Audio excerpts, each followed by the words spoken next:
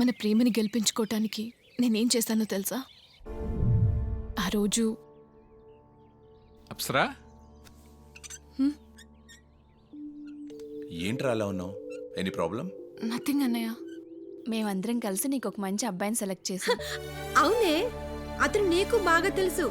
మన విషయాలు మా అందరికి చాలా బాగా నచ్చాడు. నీ అభిప్రాయం కూడా చెప్తే వాళ్ళ పెద్దవాళ్ళతో మాట్లాడదాం. అన్నయ్య, విశాల్ నీకు క్లోజ్ ఫ్రెండ్ కావచ్చు, కానీ అతని మీద నాకు ఏ అభిప్రాయం కానీ ఆలోచన కానీ లేదు. డాడీ, నేను ఒక అతన్ని ప్రేమిస్తున్నాను. ఎవరమ్మా అబ్బాయి? సాదిక్ డాడ్. సాదిక్క? సాదిక్ చాలా మంచోడమ్మా. తన చుట్టూ ఉన్న వాళ్ళకి ఏ కష్టం వచ్చినా తన కష్టంలాగే ఫీల్ అవుతాడు. నేను ఇష్టపడుతున్న సాదిక్ వచ్చి ప్రపోజ్ చేస్తే రిజెక్ట్ చేశాను.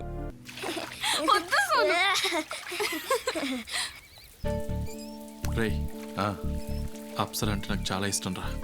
మీరంతా ఒప్పుకుంటే తనను పెళ్లి చేసుకుందాం అనుకుంటున్నాను రా.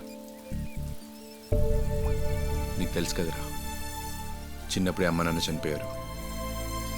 అప్పటి నుంచి నాకు అన్ని పిన్ని బాబాయ్. నేను అడిగితే వాళ్ళు కాదన్నారు. నాకు బాగా తెలుసు